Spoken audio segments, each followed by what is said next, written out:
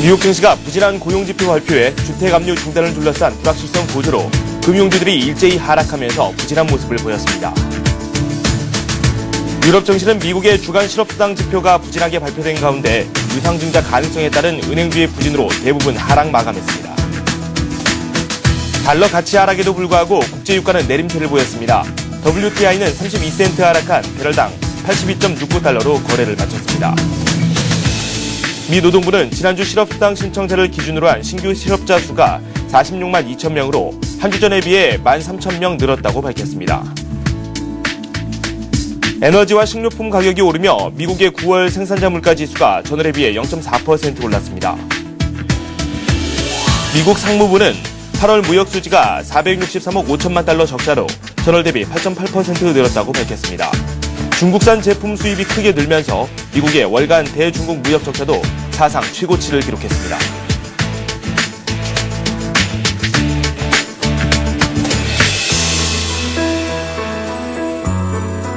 여러분 안녕하십니까. 굿모닝 센 증시의 김종성입니다. 지난밤 미국 증시에서는 악재가 좀 많이 나왔습니다. 주택 압류를 하고 있는 금융기관에 대해서 검찰이 수사를 발표한다는 소식이 또 전해지면서 또 악재로 작용을 했고요. 주간 실업수당 청구 건수도 늘었고 무역 적자도 크게 늘었다는 소식이 투자 심리를 위축시키는 모습이었습니다. 하지만 경기 부양책에 대한 기대로 낙폭은 상당히 제한적으로 나왔습니다. 3대 지수가 모두 하락했지만 1% 이내로 낙폭은 제한적으로 나왔는데요. 구체적인 장 마감 소식 한번 살펴보도록 하겠습니다. 신한금융투자 압구정 FC지점의 박재민 대리와 함께하도록 하겠습니다. 안녕하세요. 예, 안녕하세요. 네, 일단은 하락세 속에 마감이 됐는데 악재가 좀 많았어요. 어떤 모습이 나왔는지 설명 좀 해주시죠. 예, 일단 뉴욕 증시 미국 정부에서 주택 차압 과정에서 발생한 절차상 하자에 대해서 좀 정부에서 조사를 대대적으로 좀 착수한다고 소식이 나오면서 은행권에 대한 어떤 우려감이 부상하면서 3대 지수가 모두 좀 하락을 마감을 했는데, 게다가 또 신규 실업수당 청구 건수 매주 목요일날 발표하는 게 예상보다 좀 증가를 다시 했고요. 무역 적자도 거의 8.8% 전월 대비 증가했고, 생산자 물가 지수도 좀 상승해가지고 좀 모든 경제 지표들도 좋지 않긴 하지만 오히려 이렇게 안 좋게 나온 것들이 그 연방준비위원회 양적 팽창 완화 정책이 오히려 더 빨리 조속히 재개될 것이라는 기대감이 반영되면서 막판에 저가 매수세가 많이 들어오면서 3대 지수는 거의 보합권까지 올려놓고 끝났다고 이렇게 보시면 될 것 같습니다. 네. 악재가 하나하나 나오면서 처방전이 하나 나오기를 기대하는 그런 투자 심리가 작용한 것으로 풀이가 됩니다. 일단 하나씩 뜯어서 살펴보면 좋겠죠. 주간 실업수당 청구 건수 좀 줄어들 것이다라는 예상이 있었는데 오히려 더 늘었거든요. 2주 동안 줄다가 다시 늘었는데 일단 고용시장 아직까지 좀 불안한 모습이죠? 네, 그렇습니다. 매주 사실 이게 발표되는 실업수당 청구 건수가 예전부터 말씀드렸지만 일주일 만에 조속히 좋아질 거다 이렇게 예상은 계속 안 하고 있는데 오히려 시장에서는 전주랑 거의 비슷한 전망치를 내놨었는데 전주보다 1만 3천 건 늘어난 46만 2천 건을 기록했다고 노동부에서 발표를 했습니다. 그래서 사실 최근 2주 연속 감소를 하다가 다시 늘어나는 상황이었기 때문에 더 안 좋은 소식이 아니었나 생각은 하지만 미국 고용시장 회복은 여전히 계속 더디게 회복이 되는 시점이고 이 고용시장이라는 거는 원래 회복하는데 제가 예전에도 말씀드렸지만 1, 2년 내에 회복될 그런 어떤 지표가 아니기 때문에 크게는 어떤 지표에 의미는 없지 않았나 그렇게 생각이 들고 있습니다. 네. 무역적자 관련된 소식도 저희가 앞에서 한번 살펴봤었는데 중국에 대한 무역적자도 사상 최대를 월간 기준으로 기록을 했고요. 점차 적자폭이 확대가 되고 있다고 하는데 어떤 소식인지 전해주시죠. 예, 미국의 무역적자가 이제 특히 중국에 관해서 무역적자가 사상 최대를 기록했습니다. 네. 그리고 월가 예측치를 이제 웃도는 증가세를 보이면서 463억 거의 적자를 이제 보는 그런 수치를 집계를 발표를 했거든요. 근데 이제 다우지수 애널리스트 데이면 원래 434억 달러 적자 기록했을 걸로 전망인데 이거보다 상당히 높게 수치적으로 전망했기 때문에 이런 지금 수치적으로 과연 보이는 것이 뭐냐. 최근에 한일전쟁 계속 한일전쟁 하고 있는데 결국에는 중국에 한해서 미국이 위안화 절상을 좀 압력을 강화하려고 이런 좀 일부러 낸 수치는 아니지만 오히려 이런 압박이 강화될 것으로 전망된 수치가 계속 발표됐기 때문에 중국 쪽이랑 미국의 어떤 한일 전쟁이 더 심화될 것으로 좀 판단되는 것이 오히려 더 중요할 것 같습니다. 네. 생산자 물가 지수 2개월 연속 상승했다고 합니다. 에너지라든지 식료품 이 부분을 제외하고 따져봤을 때는 인플레이션 우려는 없다 이런 시각이죠. 예, 그렇습니다. 사실 PPI 생산자 물가 지수가 0.4% 상승했는데요. 변동성이 큰 음식과 에너지를 제외한 근원 PPI라고 요걸 또 중점적으로 보셔야 될 것 같은데, 네. 요거는 0.1% 정도 나왔거든요. 사실 높아진 게 0.1% 정도이기 때문에 크게 이것도 변한 것은 없다고 봐야 되고요. 인플레이션에 대한 우려가 그의 이런 소폭의 오름세를 보였기 때문에 당분간 제기되지 않을 것으로 전망이 되지만 결국에는 물가 상승 압력은 계속 받고 있는 상황이기 때문에 완화 정책, 추가 완화 정책을 계속 쓸 수밖에 없는 상황을 만들지 않나 이렇게 생각이 들고 있습니다. 네, 지금 이렇게 계속해서 여러 가지 소식을 살펴봤는데 일단은 추가 경기 부양안에 대해서 많은 투자자들이 미국에서 기대를 좀 하고 있는 부분이 있습니다. 하지만 여기에 또 찬물을 끼얹는 그런 듯한 뉴스가 또 전해왔습니다. 이 모기지 업체에 대해서 검찰 수사가 이뤄지게 생겼다고 하는데 일단은 주택 차압과 관련된 내용이라죠? 예, 그렇습니다. 미국 50개 주 법무장관들이 이날 공동성명을 해가지고 주택 압류 절차 오류 조사하고자 대형은행과 모기지업체 대상으로 합동조사에 착수한다고 이제 발표를 하면서 미국 은행주들이 급락을 했거든요. 네. 뱅크 오브 아메리카가 4%와 거의 6% 장중 급락세를 보였고, 네. JP 모건이 지금 추가 적립 이제 그런 가진금에 대해서 적립을 해야 된다 이런 소식이 나오면서 대부분의 은행주랑 금융주들이 약세를 보이면서 주가를 사실 장중에 많이 끌어냈었습니다. 막판에 저가 매수세가 들어오긴 했는데 사실 이게 지금 모기지 우려 부상이라는 게 어떻게 보면은 대형은행은 지금 없을 것으로 판단이 되고 있거든요. 네. 그리고 은행들이 수십억 달러의 모기지 관련 자산을 강제 매입해 할 수 있다는 우려는 부상은 한 거지만 분명히 이런 지금 소식들은 수주 짧으면은 1, 2주 안에 사라질 단순한 어떤 미국 급등에 의해 기술적인 조정이라고 좀 보시는 게 맞지 않나 생각이 들고요. 네. 오히려 JP모건 주택차압 관련해서 소송비약 적립을 하고 있지만 다른 대형은행들은 까놓고 보면은 이런 주택자 조사를 하더라도 가진금이나 이런 거에 대해서 물지 않을 것이다. 이런 게 지금 대세적인 의견인 것 같습니다. 네. 그렇다면 이번 뉴스가 소멸이 된다고 하면은 이게 또 다시 반등의 기회가 될 수 있을 것 같다는 생각이 듭니다. 일단 모기지 업체들에 관련된 소식을 들으면서 또 관련된 뉴스가 또 하나 나왔어요. 이 압류되는 주택이 9월 중에 10만 채가 넘었다라는 소식이 들려왔는데 연간으로는 한 120만 채 가까이 예상이 된다죠? 예, 그렇습니다.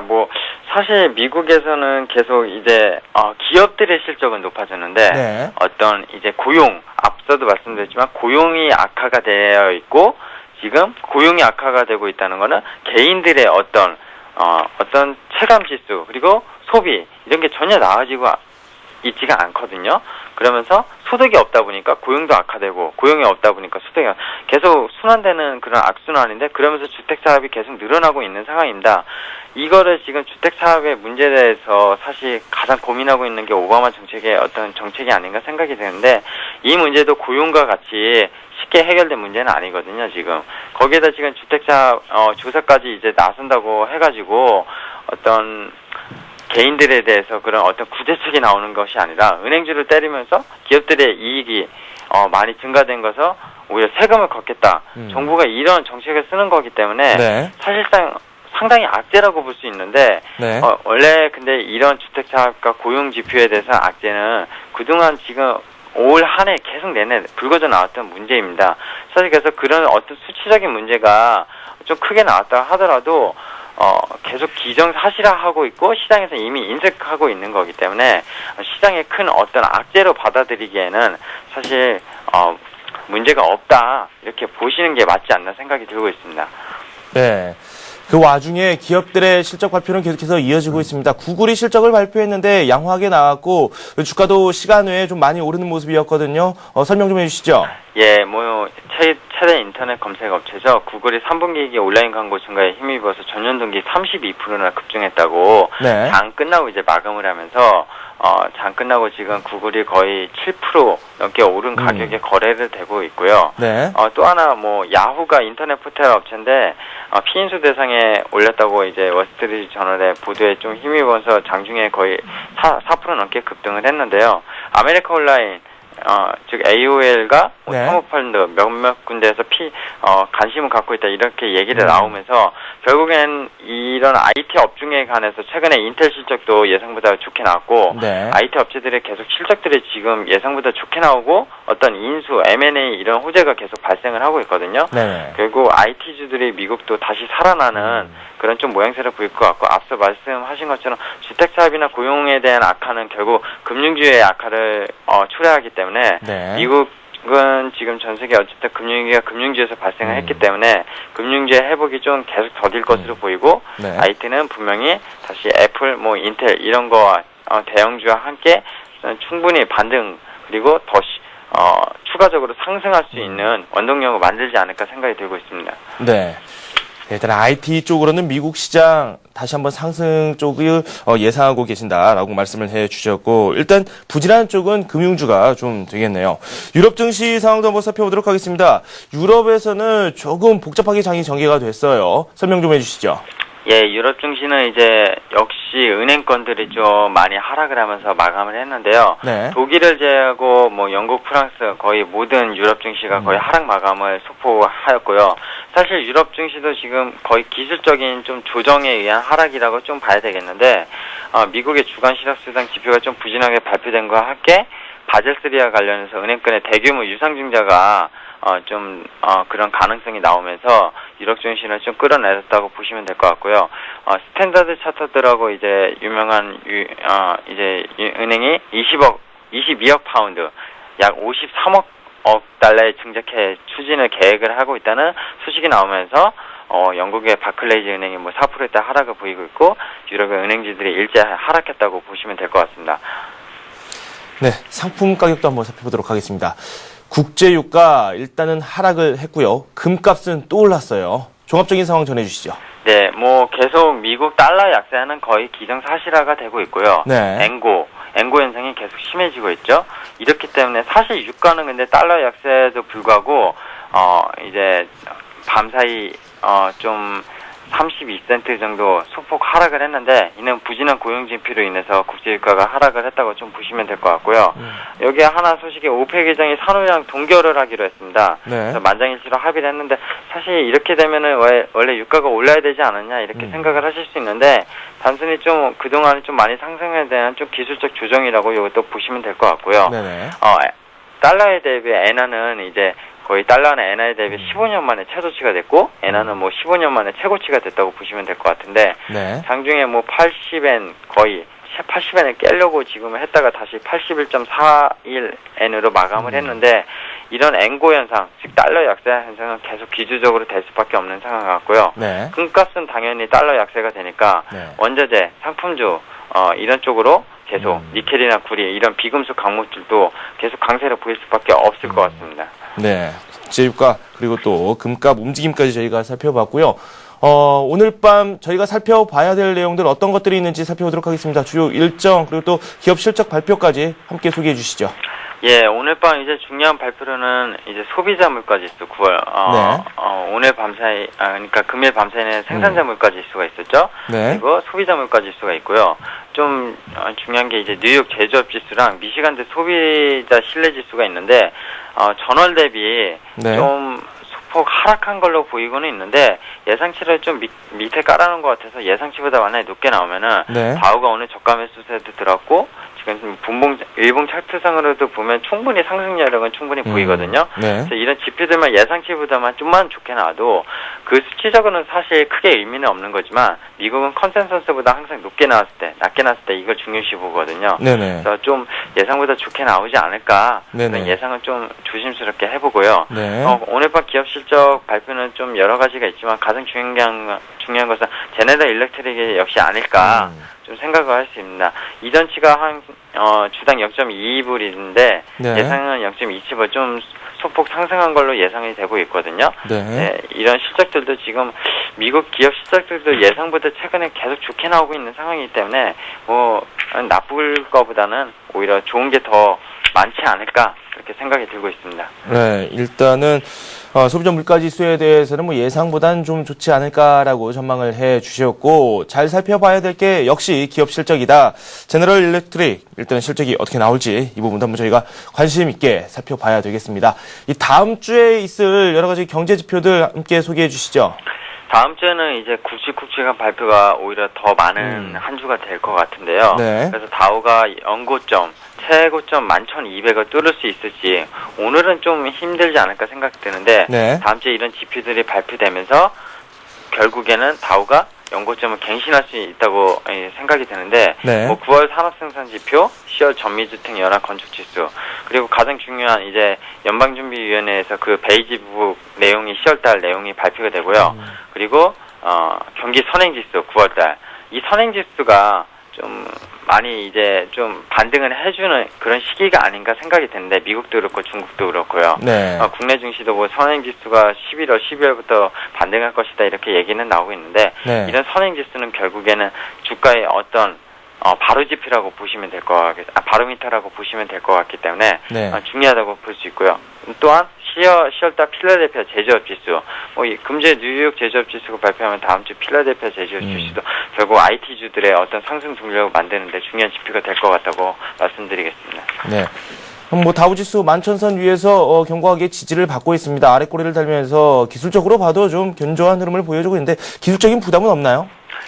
일단 사실 국내 증시, 뭐 미국 증시, 해외 증시 전부 다 단기적으로 좀 많이 올라왔기 때문에 네네. 사실 좀 부담이 되는 국면이긴 하는데 네. 지금 어떤 악재가 나와도 사실 빠지지가 않거든요. 네. 오늘 밤 사이에도 사실 나왔던 어떤 주택 사업 관련에 의해서 금융주가 뭐 거의 4~5%대 빠질 정도면 지수가 많이 빠졌어야 되는데 네. 오히려 저가 매수세로 많이 들어온다는 거죠. 네네. 결국 이거는 지금 장이 유동성으로 풀렸고 달러 약세가 기반으로 가고 있고 미국의 어떤 추가 양적 완화 정책이 계속 나올 거로 기대가 되기 때문에 기술적으로 조정을 받더라도 5일선, 10일선이 깨지기는 쉽지가 않은 상태로 보입니다. 네네. 그렇기 때문에 뭐 10일선 조정만 받았어도 충분히 지금 시장에서는 원래 주식 쪽에 오히려 더 배팅을 해야 되는 시기이기 때문에 조정에 대한 우려보다는 네. 오히려 조정을 받았을 때 나는 주식을 더 매집해야 되겠다. 이런 생각을 갖고 계시는 게 오히려 더 맞지 않을까 생각이 들고 있습니다. 네, 알겠습니다. 지금까지 신한금융투자의 압구정 FC지점 박재민 대리와 함께했습니다. 고맙습니다. 네, 감사합니다.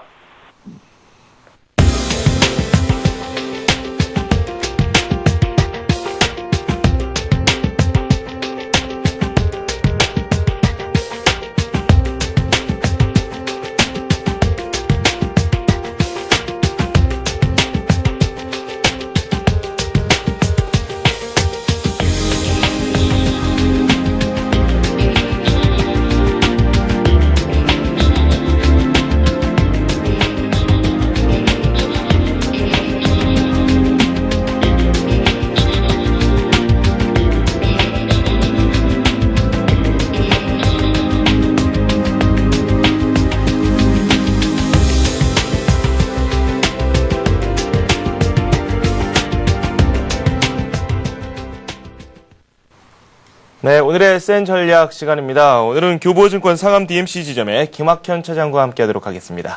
안녕하세요. 안녕하세요. 네. 어제 우리 증시 상당히 복잡했어요. 기준금리 동결 소식도 들려왔고 옵션 만기일까지 겹쳐서 어제 마감 방송을 하는데 상당히 복잡하게 저도 네. 장이 느껴졌는데 네. 마감 상황 간략히 정리 좀 해주세요. 저희 코스피 시장이 네. 외국인 매수가 3거래일 만에 다시 재개가 되면서 큰 폭 다시 반등하면서 1900포인트에 바짝 다가선 모습이었는데요. 네. 그 가장 큰 모멘텀은 말씀하셨던 이제 금리 동결이 가장 큰 모멘텀을 제공을 했습니다. 그래서 뭐 업종상으로는 이제 건설업종과 금리 동결의 수혜업종이라고 볼 수 있는 네. 이 건설업종과 증권업종이 그 상대적인 강세를 보이는 모습이었습니다. 반대로 이제 금리 인상에 대한 기대로 최근에 슬금슬금 올라왔었던 이 보험업종에는 악재로 작용하면서 네네. 가장 높은 하락률을 기록을 했었죠. 그래서 뭐 시장 대비하면 뭐 상당한 부진을 기록을 했다고 볼 수 있습니다. 네네. 수급적으로는 외국인과 기관이 동시에 매수하는 양상이었는데요. 기관의 경우에는 프로그램 매수를 감안을 한다면 네. 실질적으로는 뭐 약 2천억 가량 순매도했다고 볼 수 있습니다. 네. 하지만 뭐 이 펀드 환매로 추정되는 이 기관의 순수한 이런 매도세는 시장 분위기에는 뭐 커다란 영향을 주는 모습은 아니었습니다. 네. 인상적인 업종이 좀 있었다면 이 건설업종 혹은 증권업종과 다르게 혹은 보험업종 이런 뭐 금리 동결의 움직임과 다르게 네. 이 외국인과 기관이 대량으로 그 동시에 순매수한 업종이 있었는데요. 바로 화학업종이 거기에 해당됩니다. 네. 최근 이 화학업종이 시장 대비해서 상당히 크게 그 부진한 모습을 보였는데 전일 하루에 뭐 대부분을 그 낙폭의 대부분을 이렇게 만회하는 그러한 양상이 진행됐습니다. 네. 특히 이제 화학업종의 탑픽주라고 볼 수 있는 이 호남석유 같은 경우는 이미 전고점을 돌파하는 뭐 초강세의 모습을 보이기도 했습니다. 네. 아주 인상적인 모습을 보이고 있는 쪽은 이제 하나케미칼 같은 쪽인데요. 이 하나케미칼 같은 경우는 최근에 이제 정부에서 그 투자 계획을 그 대규모 투자 계획을 밝힌 뭐 신재생에너지 네. 그 중에서도 이제 태양광에 좀 집중적인 그 에너지를 쏟고 있는 기업이거든요. 네. 특히 이제 그 중국 그 태양광 성장의 그 수혜가 기대되는 종목이기도 한데 이 하나케미칼 같은 경우 이제 전고점 돌파가 임박하면서 외국인과 기관이 각각 70만 주씩 뭐 대규모로 순매수하는 네. 이런 양상이 있었기 때문에 좀 관심을 지속할 필요가 있지 않나라고 판단이 됩니다. 네. 일단은 1900선에 한층 더 다가서는 모습을 다시 보여줬습니다. 또 의미 있는 부분을 좀 한번 찾아보도록 하겠습니다. 대형주들이 어제 좋은 흐름을 보였는데 이에 네. 못지않게 중소형주들도 여기 힘을 보태는 그런 모습이 나왔고요. 예. 코스닥 같은 경우는 또 500선 위에 놓였거든요. 예. 최근에 시장의 가장 큰 특징, 최근 한 1, 2주 정도 된 것 같은데요. 가장 네. 큰 특징이라고 한다면 이 중소형주의 강세 현상입니다. 사실 뭐 1, 2주 전만 하더라도 대형주 말고는 뭐 중소형주가 계속 소외되는 네. 이런 양상들을 펼쳤었는데 한 1, 2주 전부터 이 중소형주들의 상대적 강세가 아주 돋보이는 이러한 상황인데요. 이 중소형주들이 상대적 강세 현상을 보이는 것은 뭐 역시 네. 순환매나 매기 확산의 시각에서 좀 이해를 해볼 수 있겠습니다. 그럼 이런 중소형주의 그 상대적 강세 현상이 어떻게 진행되고 있는지, 어떻게 나타나고 있는지를 간단히 차트를 통해서 살펴보도록 하겠습니다. 네. 지금 보시는 차트가 이 대형주의 그 일봉 차트인데요.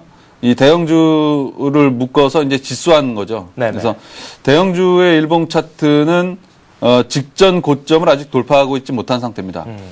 전일 대형주 지수가 가장 크게 상승을 하긴 했지만 직전 고점을 돌파하지 못한 상태에 있는데요. 네. 반면에 이제 중형주 지수 같은 경우는 직전 고점을 이미 돌파했죠. 네. 전일 뭐 대형주보다는 덜한 상승률을 보이긴 했지만 직전 고점을 돌파하면서 상대적 강세의 모습을 보이고 있고 소형주도 마찬가지의 모습을 보이고 있는데요. 소형주는 뭐 훨씬 더 강한 네. 그런 탄력적인 모습들을 보여주고 있습니다. 네. 이것에 대해서 이제 뭐 중소형주의 상대적인 강세 현상이 뭐 현재도 계속 지속이 되고 있고 뭐 앞으로도 계속 지속이 되고 있고 그렇다면 뭐 중소형주의 강세 현상이 뭐 향후에 계속 지속될 것이냐라는 시각도 있는데요. 네. 꼭 그렇지만은 않습니다. 그거는 이제 좀 더 넓은 시각에서 주봉을 통해서 보면 좀 확인해 보실 수 있는데요. 먼저 대형주의 주봉을 한번 살펴보도록 하겠습니다. 대형주의 주봉은 2007년도의 고점권역이라고 볼 수 있는 1900포인트대에 거의 다 임박해 있는 상황이죠. 네. 갭이 거의 없는 상태입니다. 근데 이 중형주의 주봉은 또 약간 좀 다릅니다. 네. 중형주의 주봉 같은 경우는 2007년도 고점권역 대비해서 이 동그라미 친 부분이 갭이라고 볼 수 있는데 네. 이 갭에 즉 상승할 여지는 아직도 좀 높다. 상승할 여지는 높다고 볼 수 있지만 반대로는 대형주 대비해서 여전히 상당히 부진한 흐름을 계속해서 지속을 하고 있다라고 볼 수 있고요. 마지막으로 소형주의 움직임 역시 보도록 하겠습니다. 소형주의 주봉 역시 2007년도에 1600포인트 고점 대비하면 여전히 상당히 부진한 흐름을 지속을 하고 있죠. 네네. 이 대형주 대비해서 중소형주가 상대적으로 부진한 흐름을 지속을 하고 있는 것은 중장기적으로 볼 때는 계속해서 그 부진한 흐름이 지속될 가능성이 높다는 겁니다. 다만 네. 이제 단기적으로는 이 대형주와의 갭이 너무 크게 벌어짐에 따라서 네. 이 갭 좁히기의 움직임은 향후에 좀 지속이 될 수 있다라고 이렇게 볼 수 있는 거죠. 네. 이제 밸류에이션적인 근거를 실적을 살펴봐도 뭐 그러한 모습들은 확인해 볼 수 있는데 네. 지금 3분기까지는 대형주의 실적이 중소형주 대비해서 높게 나올 가능성이 상당히 높습니다. 네. 실질적으로도 많은 뭐 연구소나 증권사에서 그렇게 전망을 하고 있는데요. 이제 4분기로 들어서면 약간 좀 전망은 달라집니다. 이 대형주들이 3분기 대비해서 약 2%가량 성장할 것으로 전망되는 한편 이 중소형주 같은 경우는 약 8%의 영업이익 성장률을 기록할 것으로 지금 전망이 되는 상태입니다. 네. 이렇게 대형주보다 이제 그 4분기로 갈수록 그 실적 모멘텀이 중소형주에 좀 더 높게 나타나는 현상은 이 대기업에 상당히 의존하는 이 중소기업의 수익 구조 때문에 나타나는 현상인데요. 네. 이에 따라서 주식시장 역시 이 중소형주의 반등이 좀 후행하는 특성이 있습니다. 네. 이렇게 본다면 4분기 남은 4분기가 뭐 그렇게 긴 시간은 아닌데요. 네. 남은 시간은 시장의 뭐 갭 좁히기의 시장적인 측면에서 보자면 갭 좁히기 국면으로 좀 이해를 하고 또 실적적인 측면에서 보자면 4분기에 중소형주의 실적 모멘텀이 더 강하다라는 측면에서 본다면 계속해서 중소형주에는 단기적으로 좀 관심을 제고할 필요가 있을 것으로 보입니다. 네. 중소형주들을 뭐 중장기적으로 본다면야 물론 괜찮겠죠. 일단 저희가 투자자분들 투자 매매를 뭐 각기 다 다르게 하시겠지만 네. 포트 매매를 상당히 많이 하시지 않습니까? 포트폴리오 안에서 여러 종목을 가지고 많이 가지고 계시는데 그렇다면 생각하시기에 뭐 대형주와 중소형주가 있다면 비율을 어느 정도로 갖고 가져가 보는 게 좋다고 생각하세요? 개인 투자자 같은 경우는 뭐 이전에 뭐 그러니까 한 1, 2주 전만 네네. 하더라도 이 중소형주의 비중을 뭐 10%에서 20%를 뒀다면 네. 지금은 그래도 한 40에서 50% 정도까지는 좀 공격적인 투자자 같은 경우는 네. 뭐 그 이상도 높일 수 있지만 이 보수적인 투자자라고 하더라도 뭐 최소한 30% 네네. 정도는 중소형주 중심으로 좀 가져가는 게 네. 시장 대비해서 초과 수익률을 내는데 보다 도움이 되지 않을까라고 보고 있습니다. 네. 최소 30% 말씀을 네. 해주셨고요. 지금 지수 자체가 과열이다, 뭐 아니다, 뭐 여기에도 각기 의견을 개진하시는 분들이 상당히 많아요. 네. 현금 비중도 상당히 중요한데, 네. 예, 포트에서 현금 비중은 어느 정도 들고 가는 게 좋을까요, 그러면? 지금 현금 비중 같은 경우는 단기적으로는 물론 그 조정 가능성은 항상 있습니다. 네네. 테크니컬적으로 조정 가능성은 있지만 네. 시장의 매가 그 크게 위축될 만한 시그널들은 사실 별로 없거든요. 네. 또 이제 매기의 확산 국면이 계속해서 지속이 되고 있고 네. 이 중소형주로 해서 실적 모멘텀이 앞서도 말씀드렸지만 강화되고 있는 상태이기 때문에 뭐 일시적인 위축은 항상 있을 수 있습니다. 일시적인 위축은 항상 있을 수 있지만 뭐 그거에 두려워해서 뭐 현금 비중을 늘려나가는 전략은 뭐 적어도 지금 상태에서는 네네. 바람직하지 않은 것으로 보고 있습니다. 네. 최근 우리 시장이 뭐 좀 좋은 흐름을 보이는 그 모습에 대해서 유동성 장세다 이렇게 말씀하시는 분들도 있습니다. 유동성이 이렇게 늘어나게 된 배경을 한번 저희가 살펴보는 것도 좋을 것 같아요. 예, 시장을 이해하는 방식이 상당히 여러 가지가 있는데요. 네. 그 중에 최근에 이제 대표적으로 부각되고 있는 것이 유동성 측면에서 시장을 바라보는 겁니다. 이 유동성 측면에서 시장을 바라보면서 최근에 이제 모 증권사 같은 경우는 2011년도 목표 지수를 무려 2,430포인트까지 설정을 했는데요. 네. 그 근거를 한번 들어보면 상당히 또 타당성이 있습니다. 그것에 대해서 오늘 뭐 간단히 소개를 시켜드리도록 하겠습니다. 네. 최근 시장에서 이 언급되는 유동성 논리의 핵심 논리는 그 금융위기를 해결하기 위한 그 양적 완화 정책과 네. 글로벌 각국의 경쟁적인 이 외환시장 개입 이것에 따라서 시장에 그 돈이 상당히 많이 풀려났다는 거죠. 네네. 예를 들면 미국 같은 경우가 지난 그 금융위기를 해결하기 위해서 뭐 엄청난 돈을 사실 엄청난 달러를 좀 찍어냈었잖아요. 네네. 그래서 이 시중에 돈이 풀린 것이 지금 좀 효과가 나타나고 있다. 특히 이제 금융시장 쪽으로 해서 네. 우리나라 같은 경우는 이제 환율이 계속해서 지금 하락하고 있지 않습니까? 그러므로 해서 이제 계속해서 돈이 넘쳐나는 이러한 현상들이 좀 펼쳐지고 있는 것인데요. 네. 여기에 최근에 미국이 2차 양적 완화 언급을 다시 하기 시작했습니다. 네.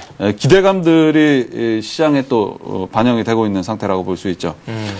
이렇게 시중의 유동성이 증가하면서 나타나는 현상들은 여러 가지가 있는데요. 네. 이 대표적인 것이 주식시장의 상승과 한계 자산의 그 강세입니다. 네. 이 한계 자산, 한계 자원이라고 하는 것은 이제 대표적인 것이 금리라고 볼 수 있죠. 그렇죠. 그래서 사실 이 그 화폐가 생성되기 전까지만 해도 금이 모든 그 화폐 역할을 대신했었는데 네. 지금 금값이 계속해서 사상 최고치를 치고 있잖아요. 네네.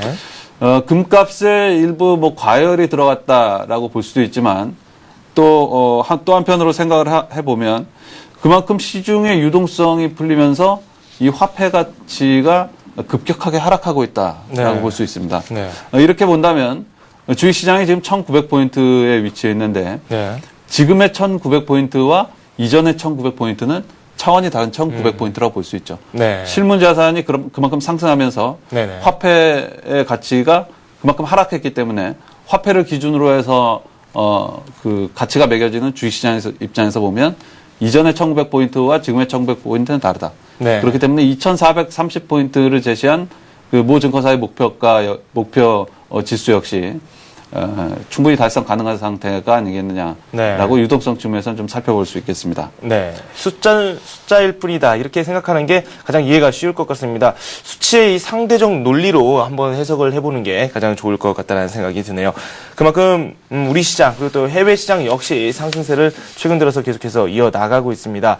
우리 시장 오늘 관심 종목을 살펴보기 전에 예. 저희가 관심을 둬야 될 업종을 한번 먼저 좀 알아보도록 하죠. 계속해서 국내 시장의 모멘텀을 주고 있는 쪽은 이제 중국 쪽이라고 네. 판단이 되고 있는데요. 이 중국 관련주들이라고 불리는, 이제 화장품이라든가 이런 업종들은 사실 굉장히 많이 크게 네. 좀 하락을 했습니다. 하지만 대표적인 것이 이제 LG 생활건강이나 아모레퍼시픽 네. 이런 종목이라고 볼 수 있겠죠. 그래서 이런 쪽은 단기적으로 좀 탄력이 좀 둔화된 상태이기 때문에 네.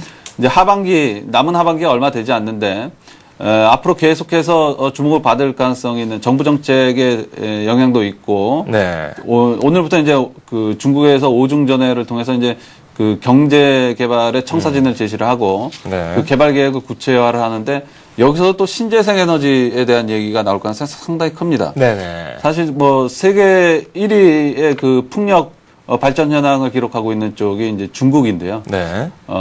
이 풍력과 관련된 이 산업이라든가 이 태양광과 관련된 산업. 네. 태양광은 앞서 말씀드린 하나케미칼 같은 종목이 대표 종목이라고 볼 수 있겠고. 네. 풍력 쪽에서는 이제 절대적 세계 시장 점유율 30%를 차지하고 있는 이 동국 SNC라든가 네. 동국 산업 모회사라고 볼 수 있죠. 그렇죠. 이런 쪽들이 유망한 투자 대상이 아니겠는가라고 보고 있습니다. 네. 역시 중국 쪽을 좀 잘 바라봐야 되겠네요. 네. 화장품이라든지 그런 부분도 있지만 신재생에너지 쪽, 예를 들어 풍력과 태양광 쪽으로 한번 그 관심을 압축해 주셨습니다.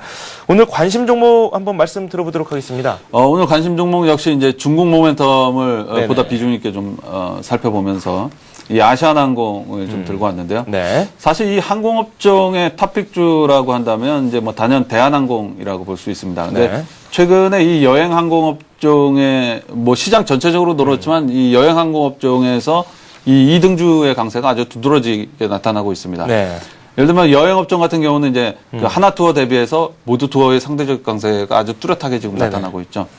하나투어가 4분기에 비용 증가라는 악재가 있기 때문이기도 한데 네. 어쨌든 항공업종 역시 이러한 움직임은 예외가 아닙니다. 지금 대한항공 대비해서 아시아나항공의 상대적 강세는 상당히 뚜렷한 상황인데 그 차별화의 원인을 좀 더 내부적으로 들어가 보면 바로 중국에 있다고 볼 수 있습니다. 네. 지금 지금 중국의 여행객들이 국내로 상당히 크게 밀려 들어오고 있는 상황인데 네. 또 원화 가치가 급격하게 증가를 하면서 또 국내 여행객도 계속해서 늘어날 가능성이 상당히 높은데 네. 이 중국과 관련된 그 대한항공의 전체 비중이 한 10%대에 준하고 있습니다. 10% 후반이긴 한데 네. 반면에 아시아나항공은 이 30%대에 달하거든요. 그래서 이 중국발 출국자 수 증가에 따른 그 최대 수혜가 지금 아시아나항공에 좀 이루어지고 있는 상태입니다. 네. 또 여기에 그 환율 하락에 따른 국내 출국자 수 증가에 따른 수혜까지 좀 예상이 되고, 네. 최근에 이렇게 급격하게 실적이 개선이 되면서 신용등급 상향에 따른 재무구조 개선 효과 역시 네. 좀 급격하게 나타나고 있는 상황입니다. 3분기 실적이 사상 최대 실적에 달할 것으로 지금 전망이 되고 있는데요. 네. 이로써 올해 자기자본 수익률은 36%. 하지만 그 PBR은 1.5배에 준하고 있는 상황이기 때문에 네. 저평가 메리트 역시 상당히 높다라고 볼 수 있습니다. 네. 마지막으로 차트 한번 간단하게 좀 살펴보면서 말씀드려 보도록 하겠습니다.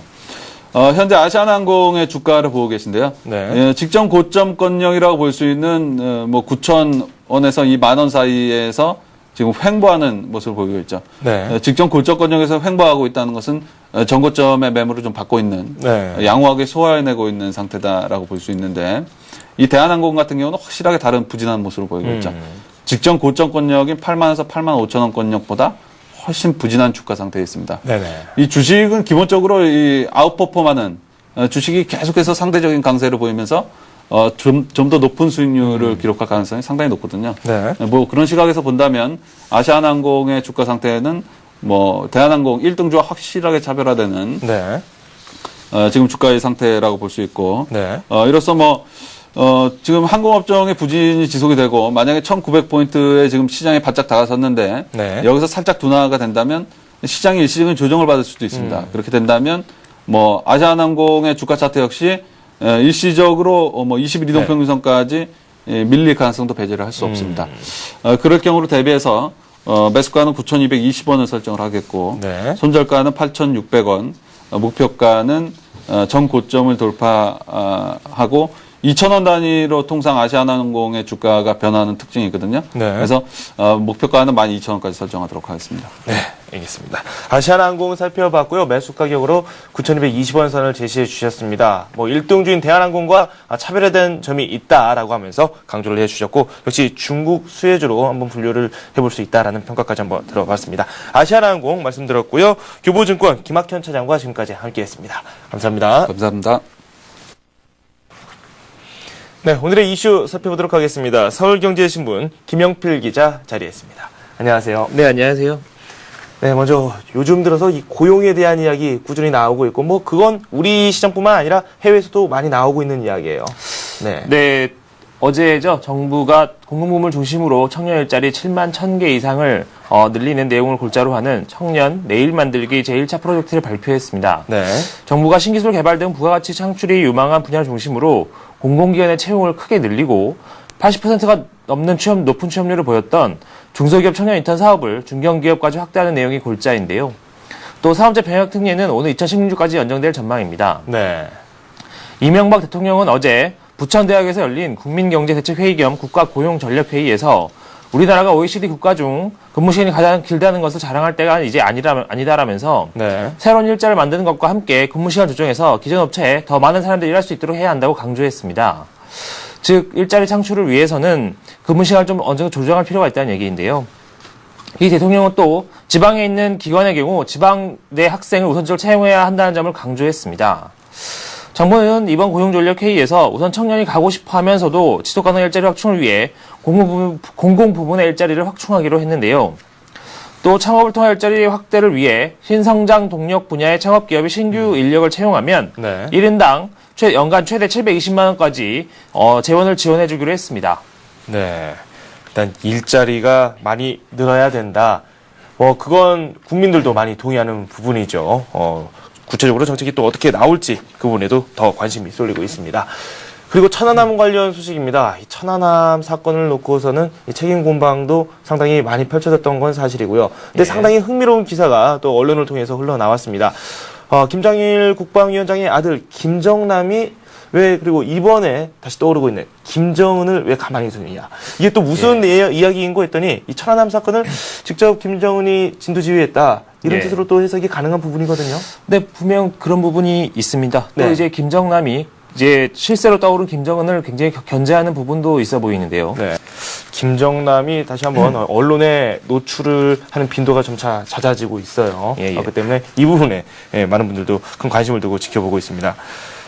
그리고 금통위가 기준금리를 동결을 했습니다. 어제 우리 증시에도 어느 정도 영향을 미쳤습니다. 업종별로 좀 다르게 나오긴 했는데 일단 채권 시장에서도 큰 변화가 있었어요. 네, 어제 금통위가 또 기준금리를 동결하면서 시장에 한번 요동을 쳤는데요. 네. 금융통화위원회가 기준금리를 또다시 동결하면서 채권금리가 급락세를 보였습니다. 특히 국고채 3년물은 수익률이 하루새 0.20%포인트나 하락하면서 사상 최저치까지 떨어졌는데요. 어제 채권 시장에서 국고채 3년물 수익률은 전날보다 0.20%포인트 하락한 3.08%를 기록하면서 지난 2004년 12월 기록한 사상 최저치를 갈아치웠습니다. 국고채 5년물과 10년물도 수익률의 동반 급락세를 보였는데요. 채권금리 급락은 금융통화위원회가 기준금리를 3개월 연속 동결하면서 네. 그동안 감망세를 보이던 채권 매수세가 한꺼번에 몰렸기 때문으로 풀이되고 있습니다. 특히 우리나라 경제 상황을 감안할 때 올해 안에 금리 인상이 어렵지 않겠냐는 인식이 퍼지면서 네. 하락폭이 더욱 커졌는데요. 전문가들은 미국 등 선진국들의 양적 완화 정책에 따라 늘어난 유동성들이 국내로 계속 유입이 되고 있어서 네. 당분간은 채권 수익률 하락이 이어지지 않겠느냐고 전망하고 있는데요. 국고채 3년물의 경우 장기 투자 기관들을 비롯한 대기 매수세가 여전히 많은 상황이어서 2%대에 진입할 수 있다는 전망도 조심스럽게 나오고 있습니다. 네. 한편 어제 금리 동결로 외국인 유동성이 유입되면서 주식시장도 강세를 이어갔는데요. 어제 코스피 지수는 전일 대비 23.61포인트 상승한 1899.76%를 기록해 1900선 재탈환을 눈앞에 두고 있습니다. 네. 금통위가 기준금리를 동결한 배경으로는 환율이 1차적으로 많이 꼽히고 있죠. 예, 맞습니다. 정부가 이 환율 시장에 직접적으로 개입을 하기 상당히 어려운 상황에 온 건 여러분들도 많이 알고 계십니다. 일본 총리가 이 환율 개입에 나서지 말라 한국과 중국 당국에 좀 지적을 하고 나서서 우리 정부가 강력 항의하는 그런 일도 있었다고 저희가 얼마 전에 전해드린 바 있는데요. 일단 G20 의장국으로서 우리나라가 직접적으로 환율 시장에 개입하기도 상당히 어려운 부분이고 정부가 거시적으로 정책을 펼치기에도 점차 어려운 상황이 계속해서 전개가 되고 있거든요. 네, G20 의장국이라는 감투가 참 굴레로 작용하고 있는 상황인데요. 네. 주요 20개국 정상회의와 글로벌 환율 전쟁에 치여서 우리나라의 금리, 환율 등 거시정책 기능이 제 역할을 못하고 있습니다. 외환정책은 G20를 앞두고 정부가 개입한다는 오명을 뒤집었을까봐 정권법을 사용하지 못하고 있는 상황인데요. 네. 결국 G20 의장국이라는 지위에 가위가 눌려있는 상황이라고 볼 수 있습니다. 외환정책에 손발이 묶이다 보니 통화정책으로 환율을 받쳐야 하고 결국 기준금리를 올리지 못한 채 본인의 역할인 물가 안정을 방치하는 상황을 낳게 됐는데요. 네. 금융통화위원회는 앞서 말씀드렸지만 어제 기준금리를 연 2.25%로 또다시 묶었습니다. 네. 벌써 3달째 동결인데요.